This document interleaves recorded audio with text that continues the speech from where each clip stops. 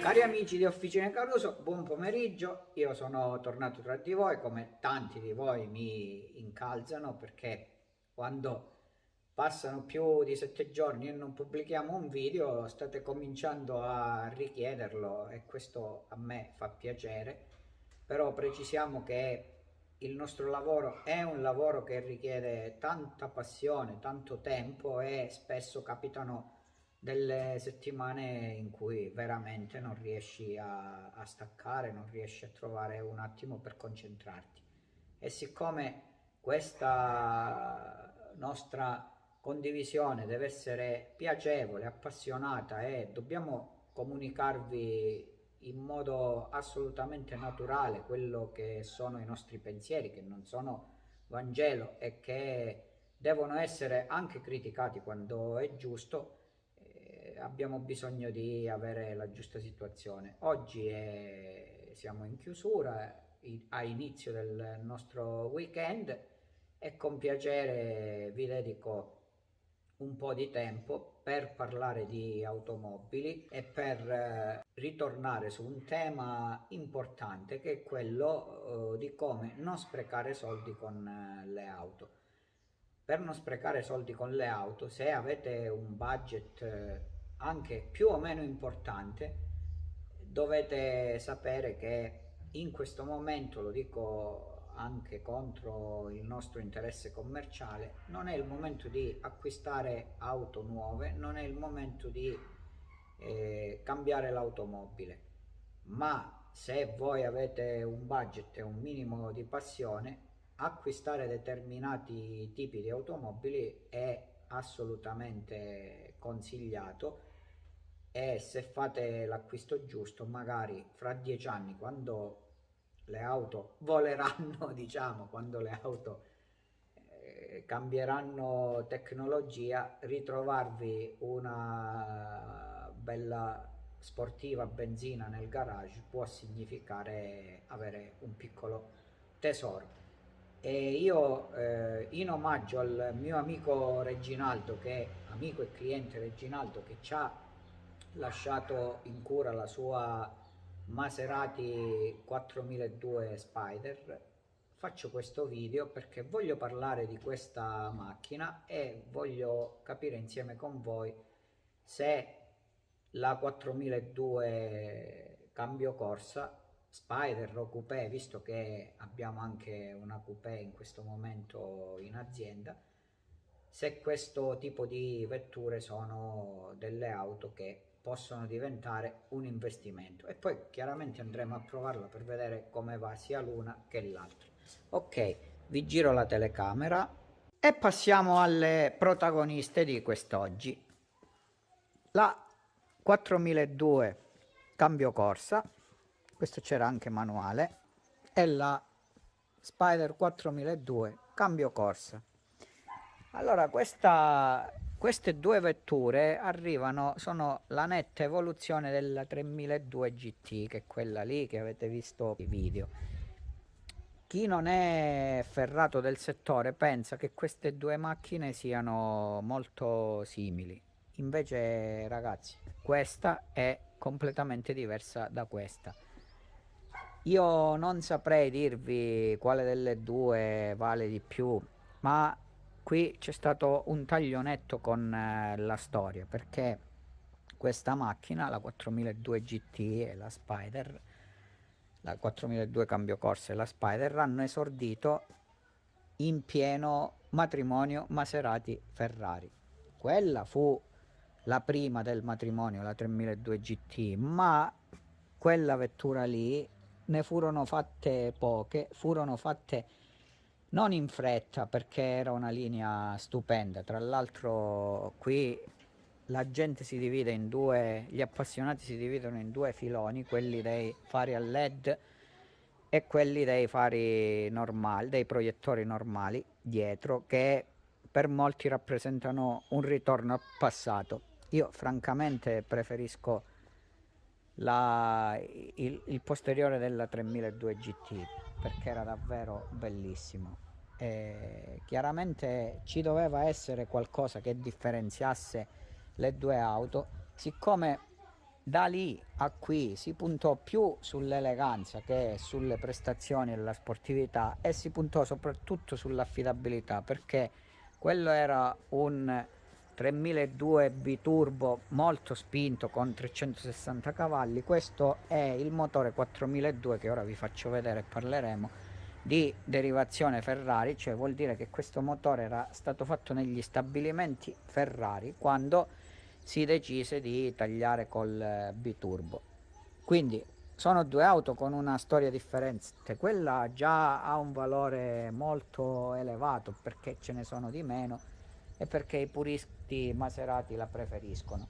Però obiettivamente, se parliamo dal punto di vista ingegneristico, queste vetture hanno altre prestazioni, hanno una sicurezza attiva e passiva migliore, perché qui non si passò solo al motore più potente, ma venne migliorato notevolmente la distribuzione dei pesi, perché abbiamo il motore centrale, ma c'è il cambio che è spostato nel retrotreno accoppiato con il differenziale, e questo creava un baricentro e una distribuzione dei pesi molto più bilanciata rispetto alla 3002 GT, che tra l'altro con le due turbine aveva un turbo lag molto pronunciato. Questo invece è un motore 4002 che ora vi faccio vedere. Il piacere di aprire il cofano con voi. Ed ecco questo 4002 con 390 cavalli, classico AV di 90 di derivazione Ferrari, come abbiamo detto, 4 alberi a cam, 4 valvole per cilindro, i variatori di fase, lubrificazione a carter secco, quindi capite che questa è una soluzione molto più graduale come erogazione della potenza, che a 7000 giri esprimeva 390 cavalli e che comunque si spingeva anche a 7600 giri. Quindi questa soluzione creava una distribuzione dei pesi ottimale. Fra l'altro le sospensioni di quest'auto, che ora poi vedremo su strada, a controllo elettronico, a quadrilateri indipendenti, abbinati al differenziale autobloccante che era gestito elettronicamente e si abbinava con gli ammortizzatori a smorzamento elettronico, che furono l'evoluzione delle prime sospensioni attive montate sulla tema Ferrari, per chi se lo ricorda, davano comunque delle sensazioni di guida importanti a quest'auto e una sicurezza molto più, una stabilità molto più accentuata su strada rispetto alla 3002 GT, che comunque rimane un gioiello, rimane un'auto da acquistare e collezionare, ma è un'auto che fa le bizze e che obiettivamente non ha la stessa affidabilità della sua sorella minore, maggiore, come volete chiamarla, ma la sorella che è arrivata dopo. Concentriamoci su questa Spider e onestamente, se mi criticate la linea, lo accetto, ma non lo condivido, perché questa vettura aperta è veramente stupenda, ha una linea molto elegante, non è una linea attuale, ma è una linea che è senza tempo, credo, perché la matita di Giugiaro non cercava mai, Giugiaro non ha mai cercato delle linee rivoluzionarie, ma ha cercato sempre di coniugare tradizione, innovazione e di ricordare sempre in qualche modo il passato. Il frontale è praticamente identico a quello della 3002 GT, lo riconoscete perché riconoscete un 4002 rispetto a quello del 3002, perché mancano le prese d'aria sul cofano. Quindi ecco, questo per tornare sul discorso che questa era un'auto più sobria, più elegante, che trasmetteva meno sportività, ma che obiettivamente andava molto meglio. E allora andiamo a vedere come va questa macchina e come va all'aria aperta, e poi andremo a provare la 4002, ma la 4002 Coupé la proveremo un altro giorno. Oggi vi provo questa. Bene, ho il piacere di salire con voi e mettere in moto questo 4002 GT. Il rumore è invadente al punto giusto, anche perché abbiamo chiuso la cappotte. Ci allacciamo, chiudiamo i vetri in modalità automatica e con la leva up mettiamo la prima e andiamo su strada. Siamo quasi all'uscita del paese, vi abbiamo risparmiato un po' di traffico, e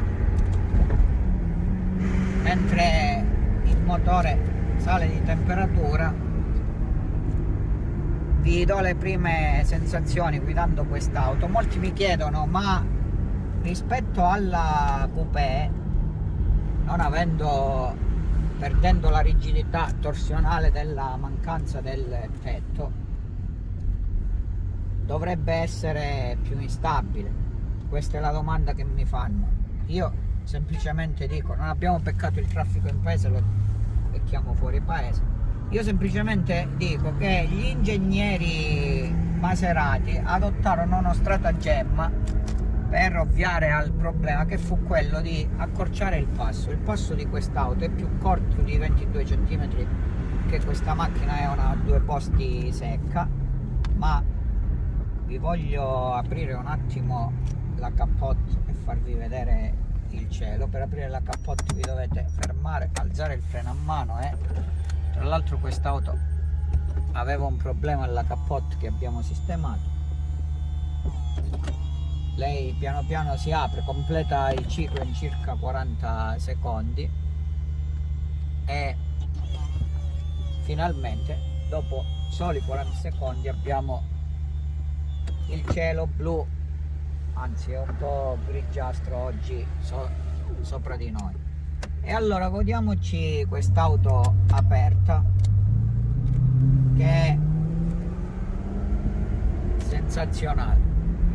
Merita, anche se di questi tempi la primavera tarda ad arrivare, ma è veramente piacevole, anche perché i frangivento dietro fanno il proprio dovere. Se avete visto, c'è dietro un particolare con il piccolo tridente Maserati, perché l'eleganza su questa macchina la faceva da padrona, pelle dappertutto, bellissimo il tridente dietro la testa, e l'auto è piacevole, confortevole, si inserisce in curva benissimo, proprio perché beneficia di questo passo accorciato, e quando schiacci si arrabbia abbastanza e diventa cattiva. Qui abbiamo la modalità automatica del cambio, e quindi in questo momento guidiamo in automatico perché stiamo andando in modo turistico, e in questo caso la macchina, vedete, fa tutto lei, anche perché in quegli anni l'elettronica aveva già invaso le automobili. Tra l'altro erano anni grandiosi per il gruppo Ferrari Maserati, perché nel 2002-2003 la Ferrari fu quotata in borsa, le vendite andavano alla grande. Quello fu il periodo in cui la Ferrari spiccò il decollo dal punto di vista anche finanziario, e questi modelli, assieme alle Ferrari 360, fecero sì che il gruppo crescesse a dismisura. Oggi, per tornare al tema della bontà del modello, e della bontà dell'investimento. Questo è un gran buon investimento. Io credo proprio di sì, perché comunque questa vettura ha il suo stile intramontabile, ha la sua linea, ha le sue grandi prestazioni, e credo che avere un pezzo del genere nel garage sia bello, sia entusiasmante da vedere e da guidare. E allora ora mi taccio un po', giriamo e la guidiamo un po', quindi togliamo la modalità automatica, metto la modalità sport che mi corregge le sospensioni, mi velocizza l'elettronica di cambiata del cambio e dà un'indicazione alla centralina motore che la modalità è più corsaiola. Lo sentite nel motore che ora invade molto più fortemente l'abitacolo, e guardate, io mi dispiace non farvi sentire questa sensazione di piatto della macchina che si appoggia da una ruota all'altra. Dobbiamo inevitabilmente rallentare in piena curva e ora beviamoci questo trattore. Reginaldo, te la tratto bene, ma è giusto far vedere cosa fa questa vettura.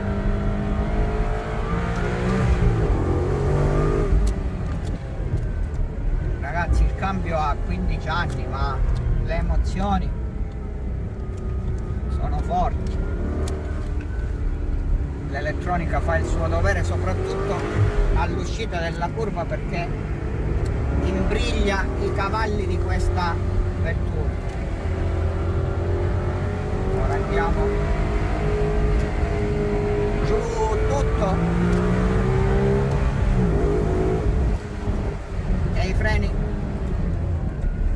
autoventilanti, avete sentito la doppietta, gestita anche questa elettronicamente. Guardate in uscita,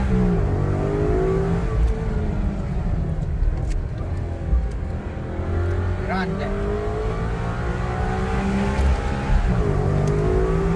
6700 giri, eravamo quasi al limitatore.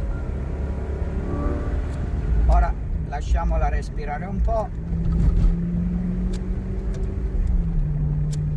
Respiro un po' anch'io perché l'adrenalina è salita, quindi ci facciamo accarezzare dal vento primaverile di Calabria. Non so, è un po' un misto tra invernale e primaverile. E andiamo leggermente e delicatamente verso un rettifilo.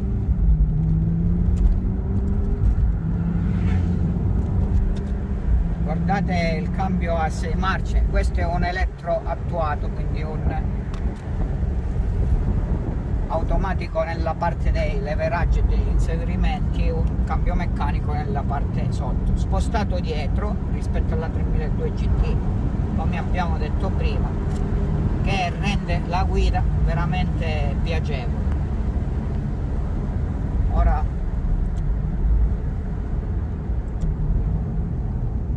facciamo una manovra, ci siamo girati, abbiamo fatto una manovra, non disattivo la SR perché è da stupidi disattivarlo su quest'auto, però siamo in sport e vi faccio vedere l'accelerazione da 0 a 100 in poco più di 5 secondi.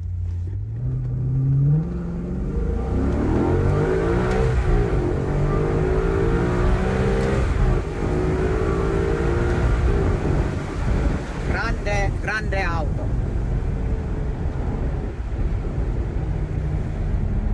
Reginaldo, uno scarico glielo facciamo, che dici? Salutami Tropea da Sinopoli, salutiamo tutto il mondo, speriamo che la situazione si normalizzi, vi abbracciamo e se volete entrare nel club dei ferraristi o dei maseratisti, fateci un fischio che vi indichiamo la strada più breve per raggiungere il vostro sogno. Da Sinopoli, da Giuseppe, da Officine Caruso, dalla Maserati Spider 4002 è tutto. Un abbraccio e che Dio vi benedica.